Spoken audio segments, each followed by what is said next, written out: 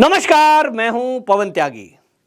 विदेश मंत्री एस जयशंकर उन्होंने एएनआई पर एक इंटरव्यू दिया और ये इंटरव्यू वो पॉडकास्ट पर दे रहे थे। चर्चा चल रही थी, लंबी चर्चा चली, लेकिन उस चर्चा में उनसे जब चीन के बारे में सवाल पूछा गया कि जो कांग्रेस है और खासतौर पर राहुल गांधी है वो चीन के बारे में बार बार कहते हैं कि हमारे जो विदेश मंत्री हैं ये बिल्कुल बेकार हैं और फेल विदेश मंत्री हैं, इनकी नीतियां फेल हो गई और चीन ने तो हमारे भारत के भूभाग पर कब्जा कर लिया। इस पर आपका क्या कहना है?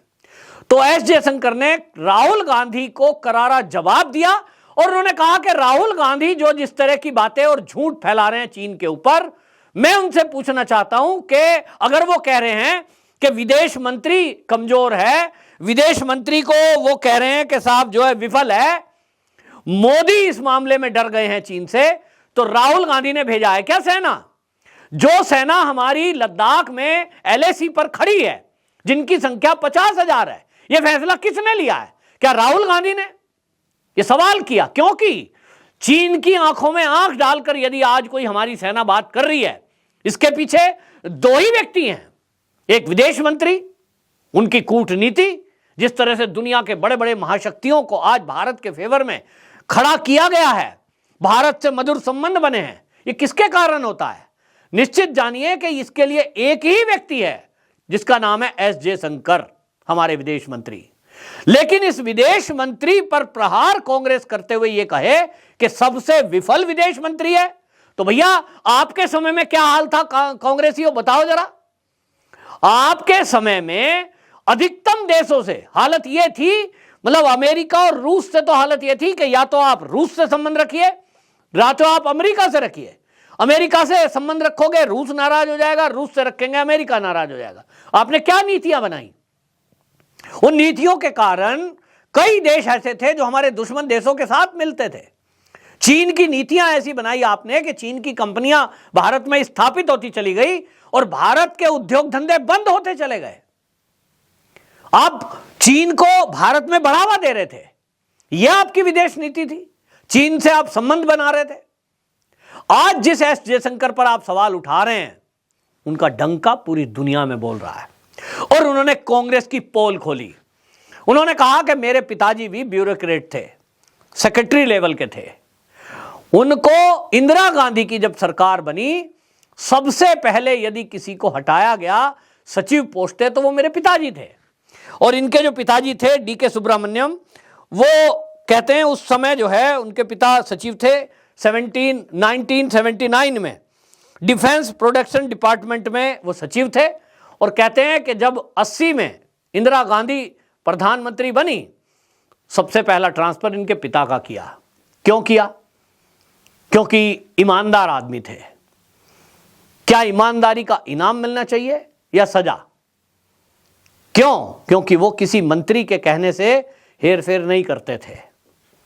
सरकार में रहते हुए कुछ चीजें बोल नहीं सकते हैं, लेकिन वो कहते हैं कि फिर राजीव गांधी की सरकार आई इंदिरा के हत्या के बाद, तो राजीव गांधी की सरकार में भी उनके ऊपर उनका जूनियर बिठा दिया गया, इस तरह से अपमानित किया गया। और ये पहला केस नहीं है, ये ऐसा नहीं है कि एस जयशंकर बता रहे हैं, ऐसे अनेक केस हैं कि जो इनके साथ मिलके चले उसको तो मौज करने दी, और जो इनके कहने में कांग्रेसियों के नहीं चलता था उसको साइडलाइन करते थे।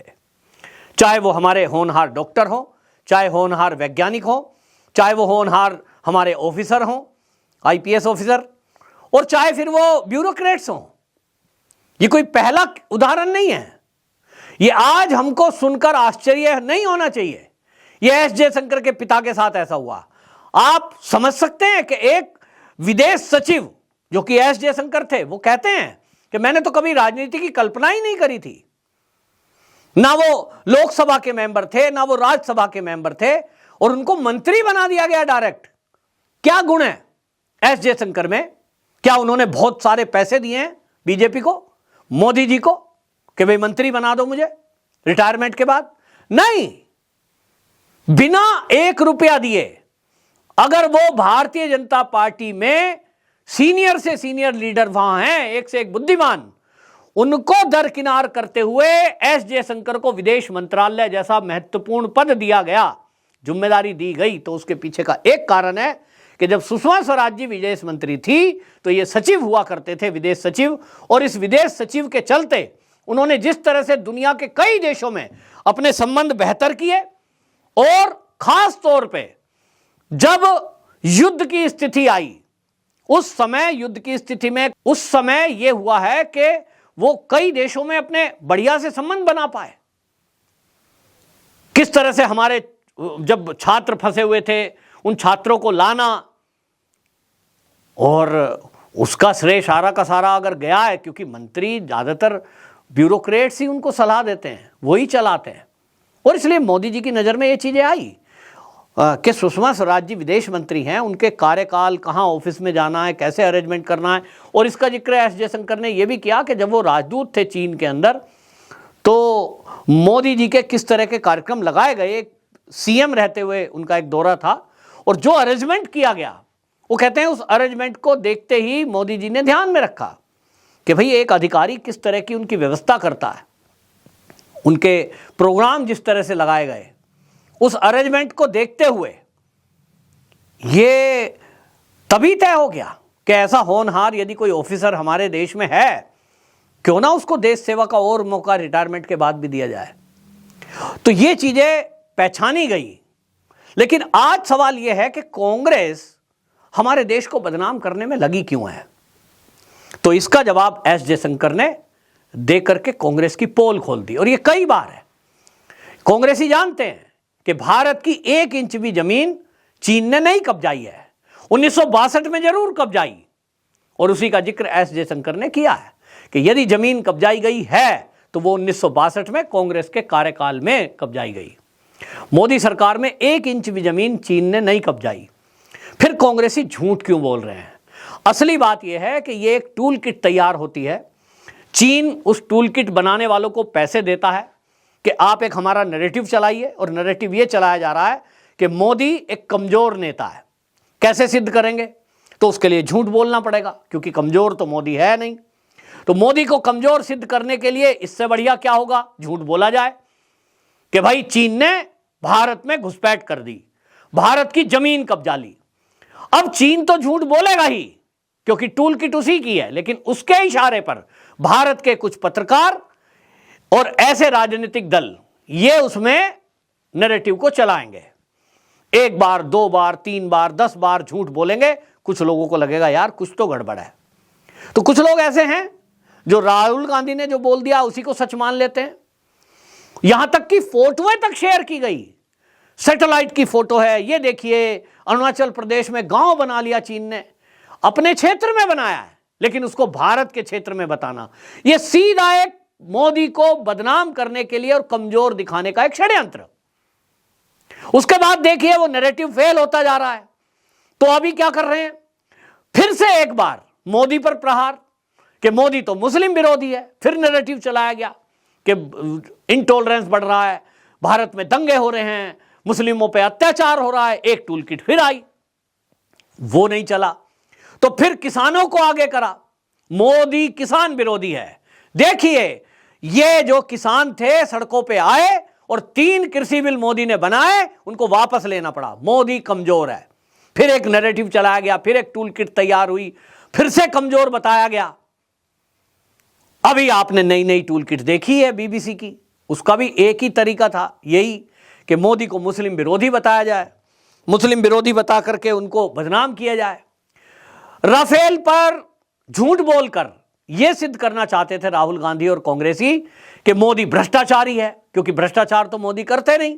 अगर किया होता तो केंद्र में जब कांग्रेस थी और नरेंद्र मोदी जब सीएम थे गुजरात के, तो तभी उनके ऊपर भ्रष्टाचार का कोई ना कोई आरोप सिद्ध हो जाता। अगर वो भ्रष्ट होते, आज तो आप कह सकते हो कि एजेंसियां उन्हीं के अंडर में है, तब तो आपके अंडर में थी, तो आप एक भी आरोप नहीं लगा पाए। तो अब चुनाव में क्या मुद्दा बनाए?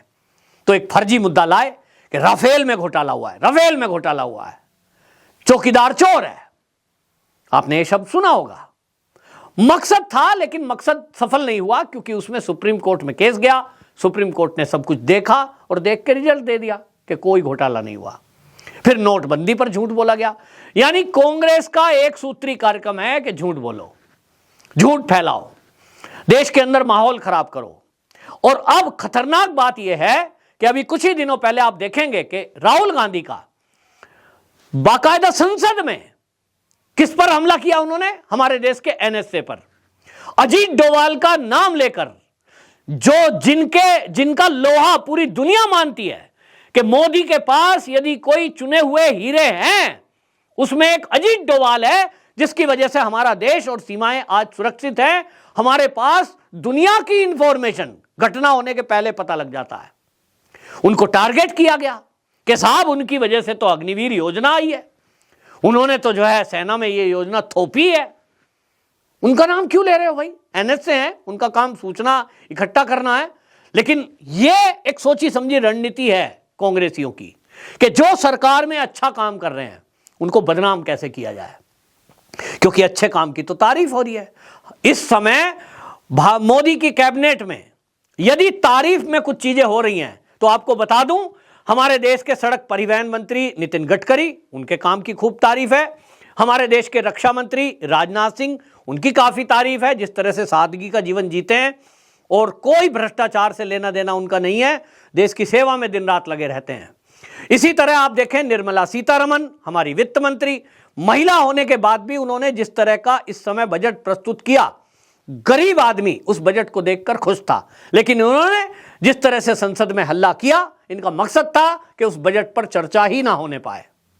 इसी तरह हमारे देश के जो मोदी कैबिनेट में जो मंत्री हैं, जो मेहनती हैं, जिनकी चर्चा है, उसमें एक एस जयशंकर, जिनका काम हमने देखा है कि आज पाकिस्तान का जो हालत है कि उसको अलग थलग कर दिया गया। रूस और यूक्रेन का युद्ध हो रहा है और उस युद्ध में जब ऐसा कहा गया भारत को कि या तो आप रूस की तरफ हो जाओ या तो यूक्रेन की तरफ, इस दबाव में भारत नहीं आया और वो रूस की तरफ भी है और यूक्रेन की तरफ भी है। वो रूस के विरोध में भी है तो यूक्रेन के विरोध में भी है, यानी तटस्थ, दोनों खुश। ऐसा कभी हुआ है? अमेरिका ने धमकाया हो और भारत डरा ना हो? कांग्रेस के शासन में तो ये बिल्कुल टांगे लड़खड़ा जाती थी इनकी, मजाल है कुछ बोल जाएं। लेकिन आज यदि देश मजबूती से अपने फैसले खुद कर रहा है, वो एस जयशंकर जी हैं। इसी तरह हमारे देश में अश्विनी वैष्णव, रेल मंत्री, इसी तरह हमारे कानून मंत्री किरण रिजिजू जी। कभी पहले आपने कानून मंत्री को इस तरह सार्वजनिक रूप से सुप्रीम कोर्ट के बारे में कुछ बोलते सुना? कभी कोलिजियम पर कभी चर्चा सुनी? ये हमारे कुछ मंत्री मोदी के कैबिनेट में हैं। लेकिन आप देखेंगे कि आने वाले समय में जब 2024 का लोकसभा चुनाव आना है, ये जो हीरे हैं मोदी कैबिनेट के, इनको बदनाम करने के लिए तरह तरह के षड्यंत्र किए जाएंगे। और एक नाम मैं अंत में दूंगा जो मोदी कैबिनेट के हैं, वो है स्वास्थ्य मंत्री। ये जो स्वास्थ्य मंत्री हैं, ये स्वास्थ्य मंत्रालय को भी कोरोना काल में जिस तरह से वैक्सीन को लेकर के बदनामी की गई, ये भी एक रणनीति और इनके षड्यंत्र का हिस्सा था। देश को समझने की जरूरत है कि कांग्रेस केवल झूठ आधारित राजनीति कर रही है, लेकिन अब एक एक झूठ की पोल आपकी और मेरी जिम्मेदारी भी बनती है, केवल सरकार की ये जिम्मेदारी नहीं है। तो सच को जानिए और उस सच को जनता तक पहुंचाइए। मैंने अपना काम किया है इस वीडियो को बना करके, अब आपकी बारी है कि आप पूरे देश के लोगों तक कितना इसे पहुंचाते हैं। वंदे मातरम।